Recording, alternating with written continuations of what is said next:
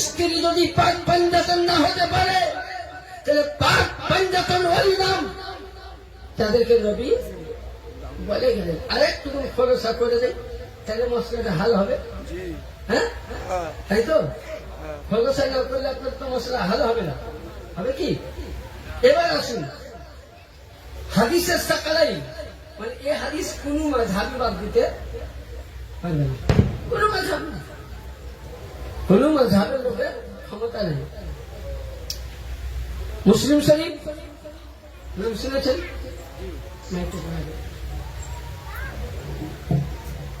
মুসলিম শরীফ নাম শুনেছেন তো?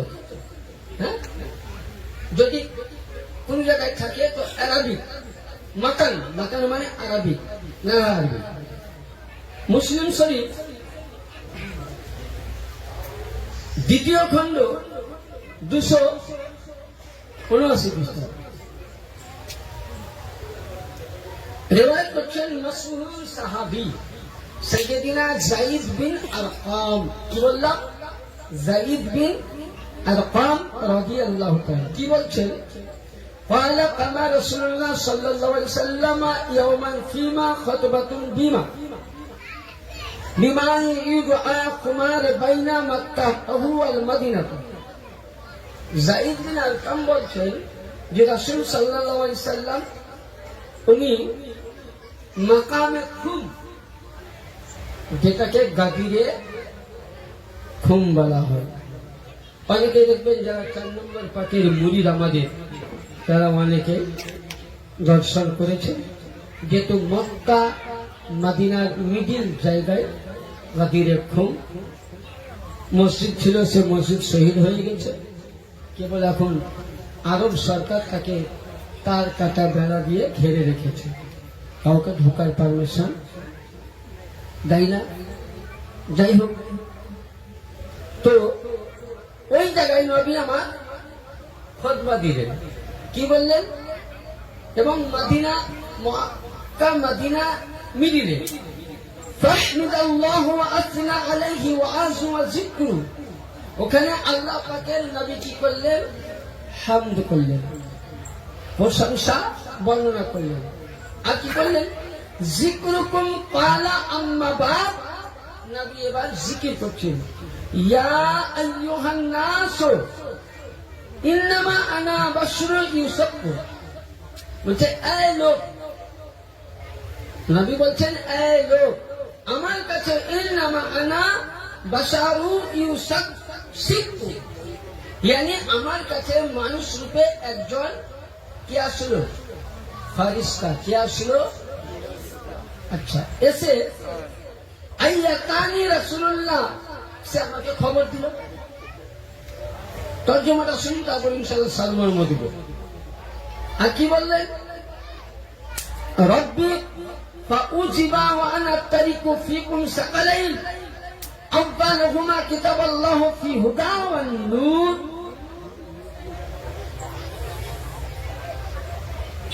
ফাখুযুহু বিকিতাবাতিল্লাহি ওয়াস্তামসিকু বিহি ফাহাব্বা আলা কিতাবাল্লাহ ওয়া রাগিবা ফি। বললেন, খবর দিলেন যে আমার কাছে যে আপনার উম্মতের জন্য সবচাইতে ভারী জিনিস প্রথম রেখে গেলাম আল্লাহ কি? কোরআন। অনেকে বলছে কোরআন ছাড়া আমরা বলি না, আমি বলছি কোরআন ছাড়া আমিও বলবো না।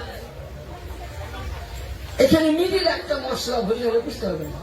আচ্ছা, কোরআন শরীফে নামাজ পড়ার জন্য হুকুম করেছে বাবজি? হ্যাঁ করেছে তো। হ্যাঁ, নামাজ পড়তে হবে। আচ্ছা, কোরআন শরীফে ওযু করতে বলা হয়েছে কি? না। কোরআন শরীফে সূরা আল মাইদাতে 5 পারায় একটি আয়াত আছে, ফাগসুলু উযুহাকুম। ওযুতে কয়টা ফরজ কে জানেন? কয়টা ফরজ?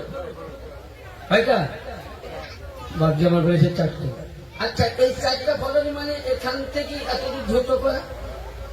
কবার দ্রুত করতে হবে বলেনি, বলেছি কি? দ্রুত হবে। 2 নম্বরে হাত, 3 নম্বর মাসা, 4 নম্বর পা ধোয়া। আচ্ছা, এই 4টা জিনিস ধুয়ে যদি নামাজ পড়তে যায় তো নামাজ হবে বাবজি? হবে গো? বলেন, নামাজ হবে? কথা বলুন, হবে কি হবে না? ভয় লাগছে? ভয় লাগছে বলতে? আওয়াজ করুন। আমি তো আগেই বলেছি যদি আপনার আওয়াজ না করেন তো বক্তব্য আমার শুনবে না। তো তাহলে আপনি মুখ ধুলেন, হাত ধুলেন, মাসাহ করলেন, পায়ের ধুয়ে আপনি নামাজে দাঁড়ালেন, নামাজ হবে না। তাহলে নামাজের আগে আপনাকে ফরজিয়াত করতে হবে, সুন্নাত বার করতে হবে, নফল করতে হবে। তাহলে ওযু কোরআন বলেনি, তাহলে কোরআনকে বুঝতে গেলে তাফসীর। যখন এই ফামসুল উজুহাকুম এর তাফসীরে যাবেন তখন আপনাকে বলবে কি, প্রথমে পাক জায়গা বসো, পাক পানি নাও, উঁচু জায়গায় বসো, 3 বার হাত দাও, কুল্লি করো, যেরকম ওযু করো। কেউ যদি 4টি জায়গা অঙ্গ প্রত্যঙ্গ ধুয়ে নামাজ পড়তে যায় তো তার নামাজ কি হবে না। তাকে ডিটেলস ভাবে তাফসীরের সাহায্য নিয়ে ওযু করতে হবে। অনেক মুল্লারা বলে যে আহলে বাইতের জিকির নাই। আপনাকে আমি কোরআনে পাক থেকে 1টি জায়গা নয়, 2টি জায়গা নয়, 350 জায়গার চাইতে আহলে বাইত আলীর ঘরানার আয়াত মুকাদ্দাসে পাক। नारा हैदरी, नारा हैदरी, आलमाय पाक का नाम है, आलमाय पाक का नाम है, नारा तकबीर, नारा रिसालत। তাহলে বুঝা গেল? তাহলে কোরআন ছাড়া বলবো না, আমি কোরআন দিচ্ছি। নবী আল্লাহ কি বললেন যে হে রাসূল আপনি বলুন আপনার উম্মতের জন্য আল্লাহর একটি কিতাব দেওয়া হয়েছে, ভারী বস্তু। আল্লাহ নবী বললেন।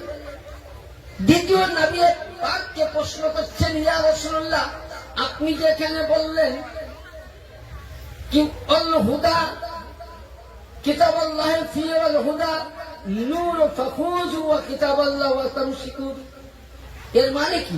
নবী পাক বলছেন সাহাবীবর্গ, হে উম্মতে মুহাম্মাদী মানুষ সম্প্রদায়, নবী কোন জাতির মানুষকে বলেননি, মানুষকে বলেছেন যদি তোমরা আল্লাহর কোরআনকে ধরে রাখো, আল্লাহর কোরআনের প্রতি চলো, কোরআন তোমায় নামাজ পড়তে বলেছে, কোরআন তোমায় রোজা রাখতে বলেছে, কোরআন তোমায় হজ করতে বলেছে, কোরআন তোমায় যাকাত দিতে বলেছে, কোরআন তোমায় সাদকা দিতে বলেছে, কোরআন তোমায় জ্ঞান অর্জন করতে বলেছে, তার আগে কোরআন দিচ্ছে হুব্বে আহলে বাইত করতে হবে।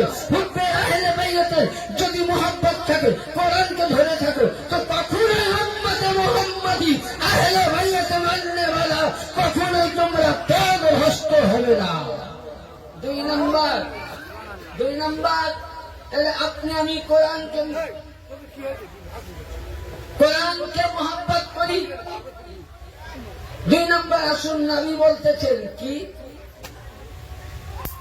উযকুরুকুমুল্লাহ ফি আহলি বাইতি, উযকুরুকুমুল্লাহ ফি আহলি বাইতি, উযকুরুকুমুল্লাহ ফি আহলি বাইতি।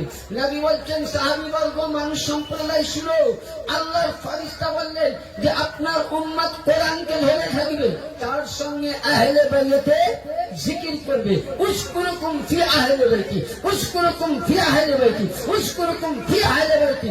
ইয়ানি তাইলে বুঝা গেল আহলে বাইতের জিকির করাটা নবী হুকুম দেয়নি, ডাইরেক্ট আল্লাহ পাক হুকুম দিয়েছেন। ইয়ানি নবী বলছেন উম্মতে মুহাম্মাদী কোরআন ধরে থাকলে পথভ্রষ্ট হবে না। আর আহলে বাইতের দামান যদি ধরে থাকো, আহলে বাইতের নকশে কদমে যদি চলে থাকো, 4 নম্বর দরবারকে যদি তোমরা ধরে থাকো, জামানের গৌসে আজমের কদম নিয়ে থাকো, কসম খোদার খেয়ে বলি আজকে জামানের গৌসে আজম কাল কিয়ামতের ময়দানে মুহাম্মাদের সাথে মিলিয়ে জান্নাতে না নিয়ে যাবে না। नारा तकबीर, नारा रिसालत, नारा हैदरी, नारा हैदरी, नारा गौस, नारा गौस। 4 नंबर पाक का नाम है, 4 नंबर पाक का नाम है, पीर पाक का नाम है, नारा तकबीर।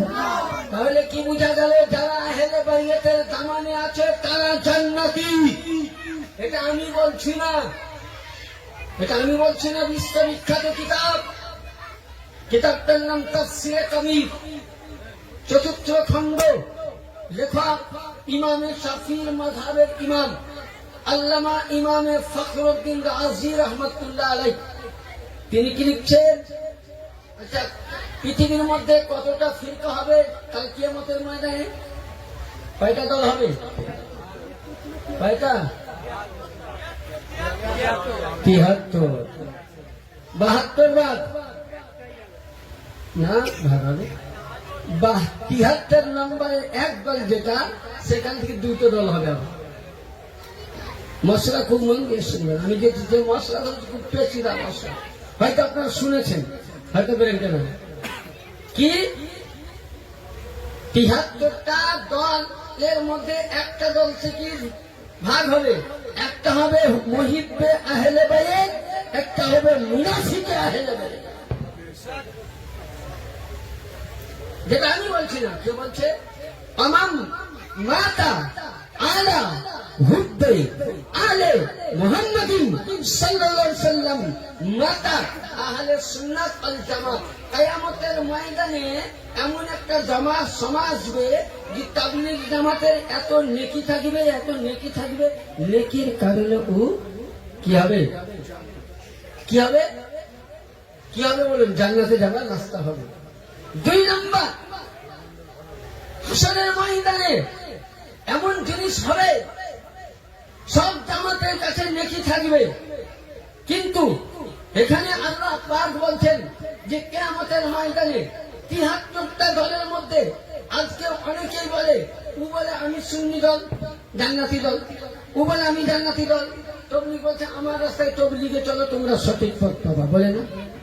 আমি বলছি আমার রাস্তায় চলো, চিশতি বলছে আমার রাস্তায় চলো, কাদেরি বলে আমার রাস্তায় চলো, নকশবন্দি বলে আমার রাস্তায় চলো, মুতাজ্জিদ বলে আমার রাস্তায় চলো। কিন্তু হাদিসের ফয়সালা শুনুন, আমার মাতা আলা হুব্বে আলে মুহাম্মাদিন সাল্লাল্লাহু আলাইহি ওয়াসাল্লাম, আমার মাতা আহলে সুন্নাত ওয়াল জামাত। পৃথিবীর মধ্যে ইমামে ফখরুদ্দিন রাজি বলছেন যে নবী মুস্তাফা ঘোষণা করেছেন পৃথিবীর মধ্যে একটি দল জান্নাতি আর একটি হলো আহলে সুন্নাত। আমার মাতা আলা হুব্বে আলে মুহাম্মদ সাল্লাল্লাহু আলাইহি ওয়াসাল্লাম, যার মধ্যে আলীর মুহাব্বত, যার মধ্যে হুসাইনি মুহাব্বত, যার মধ্যে ফাতিমি মুহাব্বত, যার মধ্যে বাবা ইমামের মুহাব্বত, যার মধ্যে গাউসে পাকের মুহাব্বত, যার মধ্যে পাক পঞ্জাতন আওলাদে আলী রয়েছে, তারাই আহলে সুন্নাত, তারাই জান্নাতি। আলী আলী কান্না বাবা, হুসেন হুসেন ডঙ্কা বাজানে वाला, এরা জান্নাতি। হুসেনকে ছেড়ে সকলেই জাহান্নামী। নারা হায়দারি, নারা হায়দারি, ইয়া হুসেন, ইয়া হুসেন, ইয়া হুসেন, নারা তাকবীর। ভরসা নেই, কোরআনে পাক উঠান। আমি বলেছি কোরআন ছাড়াই একটাও দলিল নিয়ে আসো, কোরআন রেখে দিচ্ছি। সূরা সাফফাত, কোরআন শরীফের সূরা, কি নাম? সাফফাত, আয়াত নাম্বার 24, ওয়াকিফুহুম ইন্নাহুম মাসউলুন। আমি আগে বলেছি যে কিয়ামতের দিনে সবারই কাছে নেকি থাকবে। জান্নাত তৈরি কে করেছে? কে? জান্নাত বন্টন কে করবে? কেউ জানেন? জান্নাত কে বন্টন করবে? হযরতে আলী। তাইলে যারা জান্নাত নিবে তাকে আলীর কাছেও যেতে হবে, আর যারা জাহান্নামে যাবে তাকেও আলীর কাছে। তাইলে বলেন জান্নাতের জন্য যদি আলীর কাছে যেতে হয়, তো দুনিয়াতে আলীকে মানা ভালো না আলী দুশ্মনী করা ভালো? কোনটা করা ভালো? কথা বলে নিচে পারি, ওপর পাটি কম করে, নিচে পাটি বলুন কি করা ভালো? আলীকে মানা ভালো তো? একটু আপনার দরুদ না পড়লে উঠবে না মন। দরুদ আল্লাহ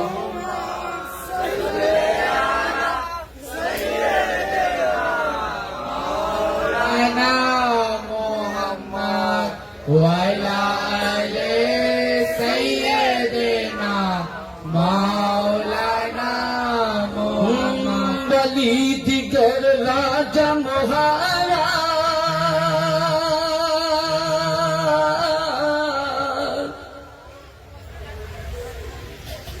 লাও মগর সালাম খানি,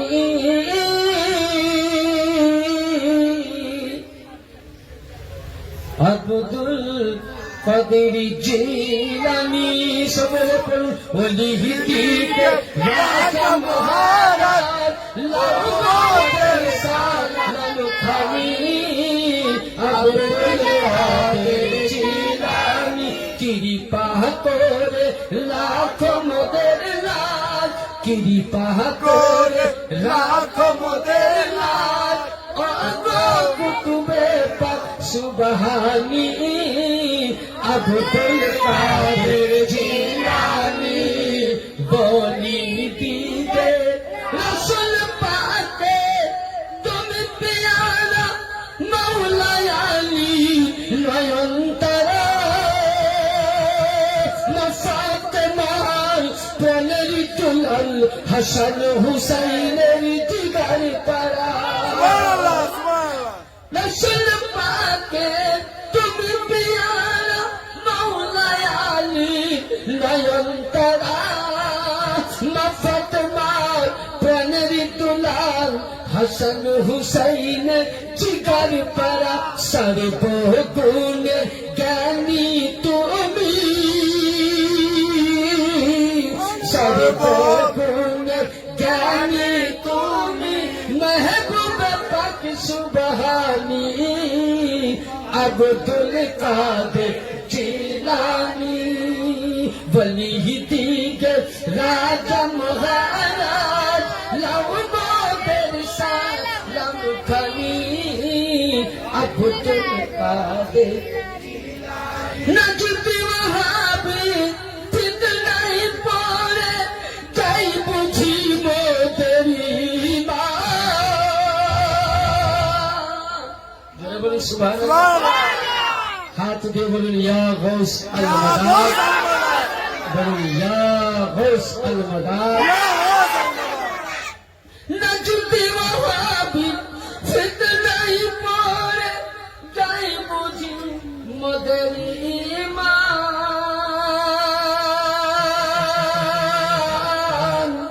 বেদিন দিনে অত্যাচারে মুর্শিদ আমরা বড়ই পেরেশান। সুবহানাল্লাহ। কবি নিজের প্রিয় মুর্শিদকে নজদি ওয়াহাবি ফিতনায় পড়ে যাই বুঝি মোদের ঈমান।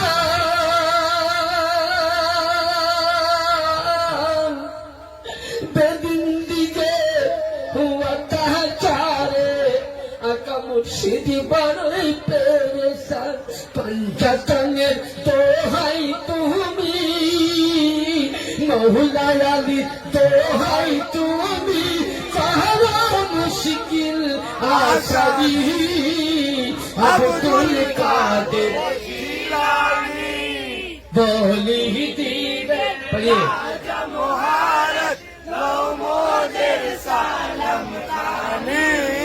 আব্দুল কাদের জিলানি মুসিবতে পড়ে আমি ডাকি তোমায় দস্তে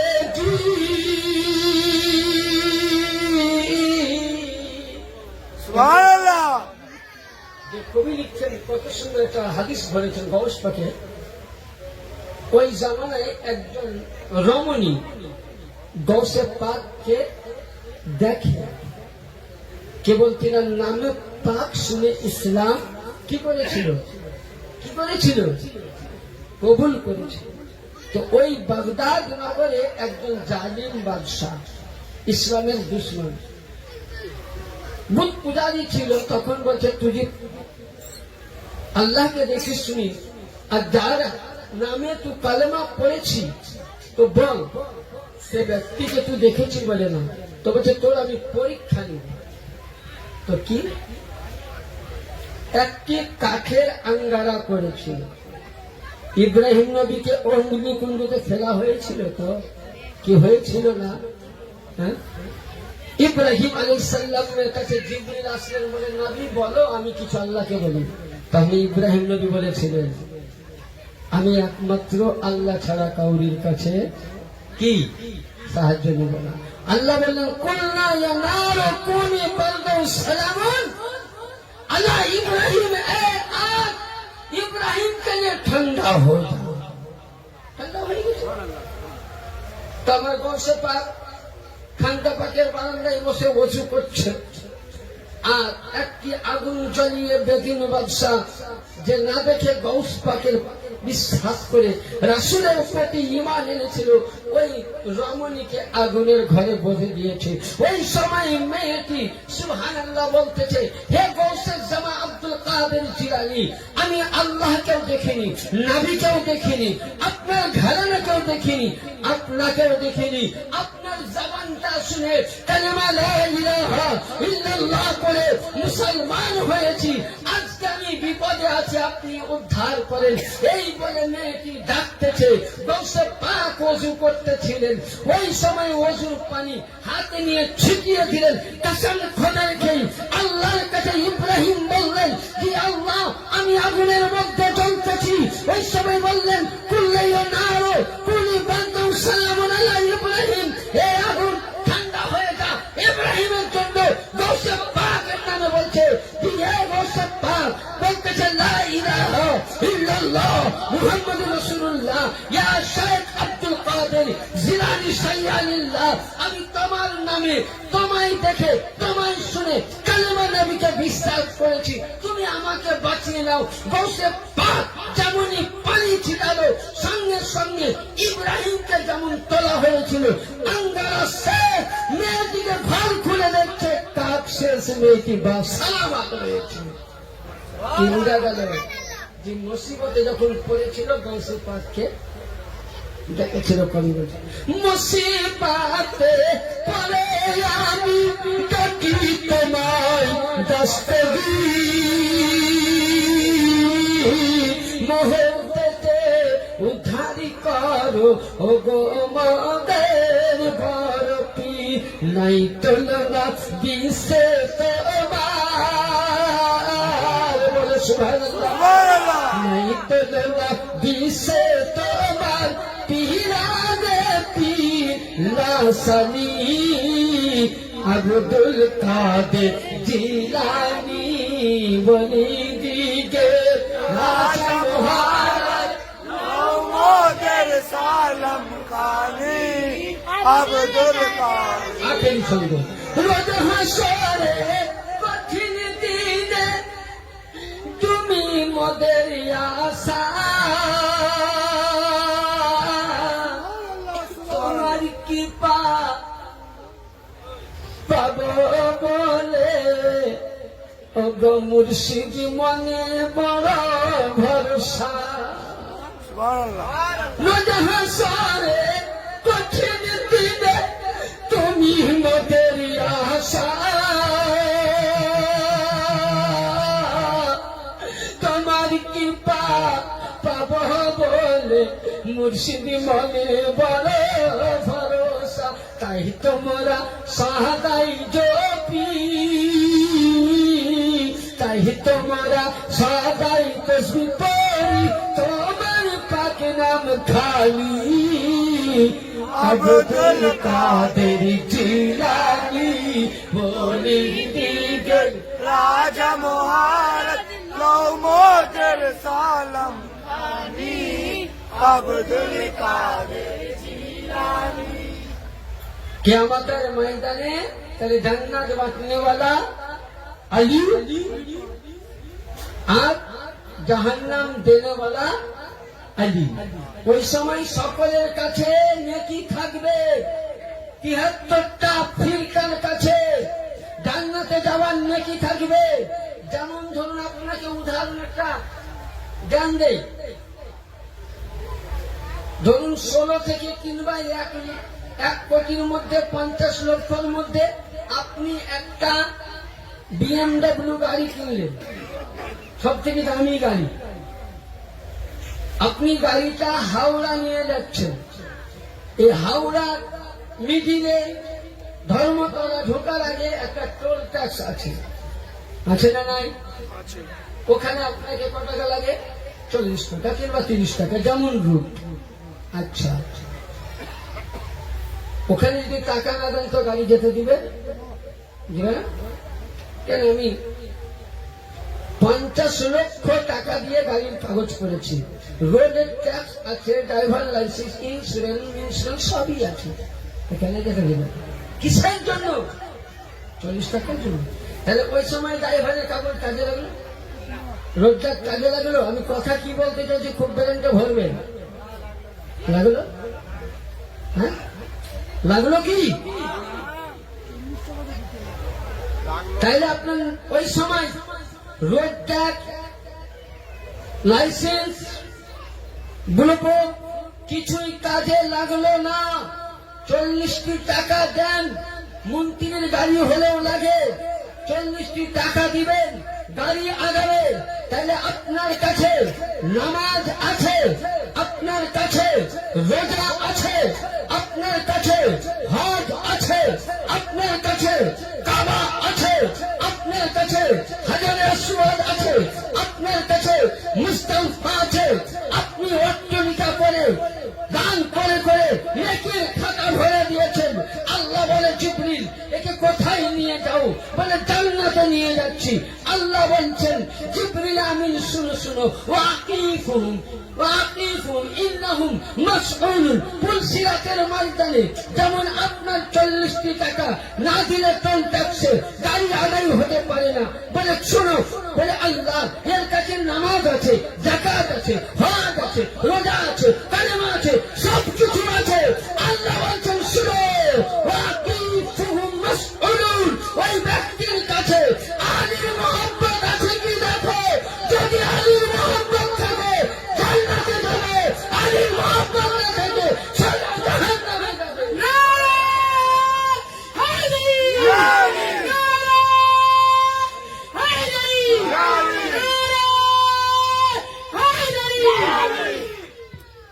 তাহলে শুধু এটা আমি বলিনি, ইমামে ফখরুদ্দিন রাজি বলতেছেন, বিশ্ববিখ্যাত কিতাব আস-সাওয়াইকুল মুহাদ্দিস বলতেছেন, আল মুস্তাদরাকুল হাকিমে বলতেছেন, কেউ যদি কাবা শরীফকে সামনে নিয়ে তওয়াফ করে রোজার অবস্থায়, মুজদালিফার অবস্থায়, হাজীদের অবস্থায়, বলছে যদি দাঁড়িয়ে দাঁড়িয়ে তওয়াফ করে আর ওই সময় যদি তার মৃত্যু হয়ে যায় আর অন্তরের মধ্যে চুল পরিমাণ আহলে বাইতের বংশই থাকে, কাবার হজ কাজে লাগবে না, জাহান্নামে যাবে। 40 টাকা না থাকলে যেমন গাড়ি আগাতে পারে না, সবই থাকতে পারে, কিন্তু আলী মোহাব্বত মানে আহলে বাইত না থাকলে জান্নাত যাওয়া যাবে না, পারবে না। তাহলে খোলসা হলো বসরা, হলো খোলসা। তাহলে আহলে বাইতের দামান ধরবেন না ছাড়বেন? ধরে বলেন কিয়ামতের দিন। এবার আসুন, আমি এইদিকে বলতে গেলে এখানে ঘন্টা শেষ হয়ে যাবে। এবার আহলে বাইত সিলসিলা কোথা থেকে? আমরা যে বলি মানি আহলে বাইত মানি কোথা থেকে, সেটা একটা দলিল দেয়, তাহলে বুঝতে পারবেন না।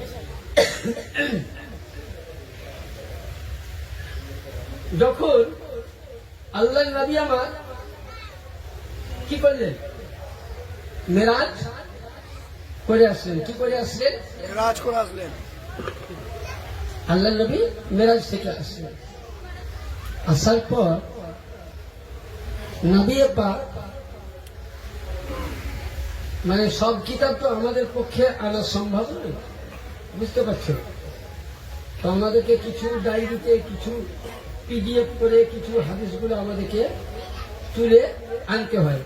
যে মশলাটা আপনাদের শোনাচ্ছি, কিতাবটার নাম হলো আল মুসনাদ, হাদিস নাম্বার 149। ইমামের বাহেকি সুন্নানে কুবরা, হাদিস নাম্বার 19,736 এবং বাহেকি হিন্দ কানজুল উমাম 41,141 নম্বর হাদিস। নবী যখন আমার মেরাজ থেকে আসলেন, ওই সময় নবী, কথাটা খুব মন দিয়ে শুনবেন, মেরাজ থেকে আসলেন। আসার পর তামাম সাহাবায়ে কেরাম বসে আছেন। নবী বলছেন, আবু বকর তোমাকে যদি এই জুব্বা আর পাগড়িটা আমি পরিয়ে দেই, এটা পরে আছো, আর আমার উম্মত যদি গুনাহ করে তুমি কি করবা? তা আবু বকর বলছেন, হুজুর আপনার কোন উম্মত যদি গুনাহ করে তাকে আমি সঙ্গে সঙ্গে কায়েদ খানের সাজা দিব। কি দিব? সাজা। নবী বলছেন তুমি বসো। ওমর বলে, হুজুর আমি সঙ্গে সঙ্গে কতল করে দেবো, যে তুমিও বসো। নবীর 1,25,000 সাহাবী, কত লক্ষ? 1,25,000। নবী আমার 1,25,000 সাহাবীর মধ্যে বলতেছেন যে আলী, যদি তোমাকে এই আমামা, এই জুব্বা পরিয়ে দেওয়া হয়, তুমি কি করবে? আমার উম্মত গুনাহ করতে গেলে বলে, ইয়া রাসূলুল্লাহ, ইয়া হাবিবাল্লাহ, আপনার উম্মত যখন গুনাহ করবে, আল্লাহ যেমন রহমানুর রহিম ক্ষমা করে দেয়, আপনার উম্মতকে গুনাহ করতে দেখলে এই যে আপনি বেলায়েতি, আপনি আমাকে জুব্বা পরাবেন, এই বেলায়েতি জুব্বার দ্বারাই আমি আল্লাহ না, আমি হযরতে আলী তার গুনাহকে ঢেকে দিব বলে বলেন। আলী তুমি যোগ্যতা। তাই এখানে কি বোঝা গেল? হাদিস বলছেন কি, আন আলী قال امامي رسول الله صلى الله عليه وسلم غديركم بامامتي سواء الحين, يعني নবী মুস্তাফা এই কথা গাদিরে খুমে বলেছিলেন। মান কুনতা মাওলার আগে যে আবু বকর শুনো, তুমি আজকে পারবে না, ওমর পারবে না, বলে আলী এই জুব্বার হকদার, বেলায়েতি পাগড়ির হকদার একমাত্র আলী। yani বুঝা গেল, যদি পৃথিবীর মধ্যে নবীর পরে পরে যদি কাউর স্থান রয়েছেন, সেটা হলো মাওলা আলী, মুশকিল কুশা, হায়দারে কাল্লাম, তাছাড়া আর কেউ হতে পারে না। বেলায়েতের শাহেনশাহ আলী মুর্তজা। কারণ বেরাদার, ওই সময় নবী পাক শুধু মাওলা আলীকে বেলায়েত দেননি, বরঞ্চ নবী পাক মাওলা আলীকে দিয়েছিলেন কি, একখানা কোরআনে পাক নিয়ে আসলেন। নিয়ে আসার পর নবী বলছেন, আলী তোমার হাতে কোরআন দিলাম। সাহাবীরা বলেন, হুজুর আপনি আলীর হাতে কোরআন কেন দিলেন? হবে না? হ্যাঁ, কোন যদি মন্ত্রীর ছেলেকে বুঝলেন না বানিয়ে পাবলিকের ছেলেকে যদি প্রাইম মিনিস্টার বানাতে, হবে না? হবে না? হ্যাঁ, এরা বলতে চাইছি যে আমরাই তো সাহাবী, তাহলে কোরআনের রক্ষাকারক আমরা হব। ওই সময় আল্লাহু আকবার, কোরআন জান, আমার রাসূলের পাক সাহাবীদেরকে বলছে, সাহাবীবর্গ শুনো, আমি যতদিন আছি ততদিন সাহাবিয়াত হবে। আমি চলে যাওয়ার পর নবী সাহাবী হবে? হ্যাঁ, হবে কি? কথা বলেন, হবে না? নবী বলছেন সাহাবীরা কেউ 150 বছর 200 বছর বাঁচবে, বাঁচার পরে তখন ওই সময় তোমরাও শেষ, আমার ইসলামও শেষ হয়ে যাবে। তার জন্য আজ থেকে এখানে নবীর নবুয়ত বন্ধ হয়ে গেল, মুনকারা হয়ে গেল, নবীর পরে কেউ আসবে না। তো নবী পাক বলছেন, শুনো শুনো, আমার কাছে আরেকটু খোলাসা না দিলে আপনারা হাদিস বুঝতে পারবেন না। সব রকম আমাদেরকে দলিল পাশে আনতে হয়। কেন বুঝতে পারবেন না?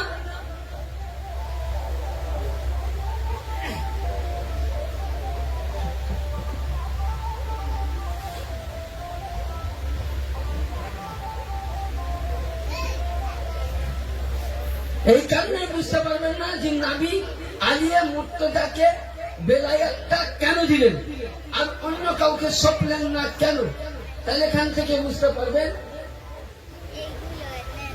হ্যাঁ, নবী পাক কে যখন হযরতে মাওলা আলীকে কোরআন খানা তুললেন, আর ওই সময় আমার আকা নবী মুস্তাফা বলছেন, মা আল কোরআন আলী, ইন্না কোরআন আলী, yani আলী কোরআনের সঙ্গী, কোরআন আলীর সঙ্গী, yani কিয়ামত অবধি যেখানে যেখানে আলীর বেলায়েত থাকবে, যেখানে যেখানে আলীর ঘরানা থাকবে, যেখানে যেখানে হুসাইনি আওলাদ থাকবে, সেখানে কিতাব আল্লাহ, ইতরাতি আহলে বাইতি, সেখানে আল্লাহর কোরআনও থাকবে। কি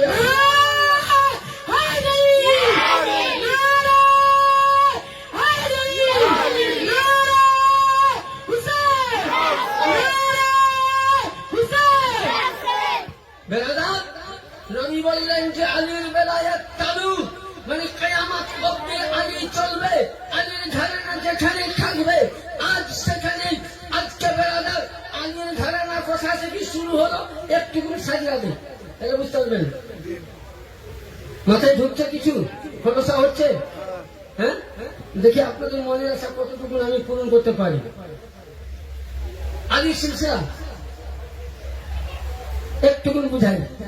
ইব্রাহিম, ইব্রাহিমের ছেলের নাম ইসমাইল, ইসমাইলের ছেলের নাম আদান, আদানের ছেলের নাম মাআদ, মাআদের ছেলের নাম কেলাব, কেলাবের ছেলের নাম লবি, লবির ছেলের নাম গলিব, গলিবের ছেলের নাম ফারহা, ফারহার ছেলের নাম নাজারা, নাজারের ছেলের নাম কেলেনা, কেলেনের ছেলের নাম উকবা, উকবার ছেলের নাম ফাদিলা, ফাদিলের ছেলের নাম হযরতে আব্দুল বানি হাসিম, বানি হাসিমের ছেলের নাম আব্দুল মান্নাফ, আব্দুল মান্নাফের ছেলের নাম আব্দুল মুতালিব, আব্দুল মুতালিবের ছেলের নাম সাইয়্যিদুনা আবু তালিব আলাইহিস সালাম, আর আবু তালিবের ছেলের নাম সাইয়্যিদুনা আলী মুশকিল কুশা আলাইহিস সালাম। সিলসিলা বুঝলো? নবীর সিলসিলা যাবেন এইখানে দুইটা ভাগ হয়ে যাবে, আব্দুল মুতালিব থেকে আবু তালিব আর হযরতে আব্দুল্লাহ একই। হ্যাঁ, এবার এখানে আসেন একটুকুন বলি, তাহলে বুঝতে পারবেন। হযরতে ইমামে হাসান পাকের ছেলের নাম কে জানেন? আমরা গৌস পাকে হাসানি হুসাইনি বলি, কেন? আমাদের হুজুরকে হাসানি হুসাইনি কেন বলি?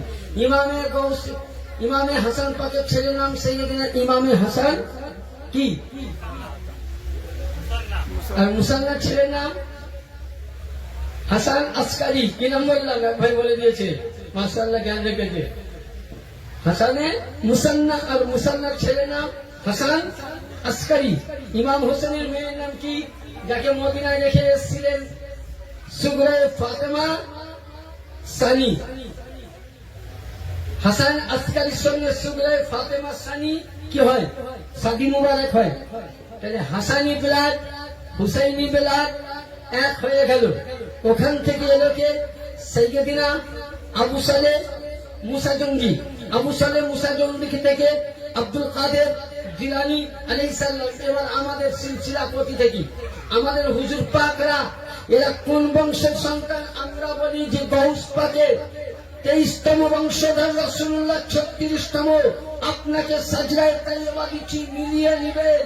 হযরতে আবু সালেহ মুসা জঙ্গি, আবু সালেহ মুসা জঙ্গির ছেলের নাম সাইয়্যিদিনা আব্দুল কাদের জিলানী, আব্দুল কাদের জিলানীর ছেলের নাম সাইয়্যিদিনা আব্দুল্লাহ জিল্লি, আব্দুল্লাহ জিল্লির ছেলের নাম আব্দুল রাজ্জাক পাক বংশের সানি পাক, আব্দুল্লাহ আব্দুল রাজ্জাক পাকের ছেলের নাম তোফেল কাদেরী, তোফেল কাদেরীর ছেলের নাম মেহের আলী কাদেরী, মেহের আলীর ছেলের নাম এরশাদ, এরশাদ মুর্শিদ আল কাদেরী, মুর্শিদ আলী কাদেরীর ছেলের নাম এরশাদ আলী আল কাদেরী, এরশাদ আলী আল কাদেরীর ছেলের নাম মুস্তাফসির আলী আল কাদেরী, মুস্তাফসির আলী কাদেরীর ছেলের নাম হযরতে বড় হুজুর পাক কাবা কিবলা সাইয়্যিদিনা রশিদ আলী আল কাদেরী, রশিদ আলী আল কাদেরী। রাস্তা দিকার চারুসার জিগার পড়া সাইয়্যিদিনা ইয়াসুফ আলী আল কাদেরী। হাসান ও হুসাইন যেমন নূর, আলী আর নূর, 4 নম্বর দরবার পাকে সমস্ত আওলাদে আলী নূর।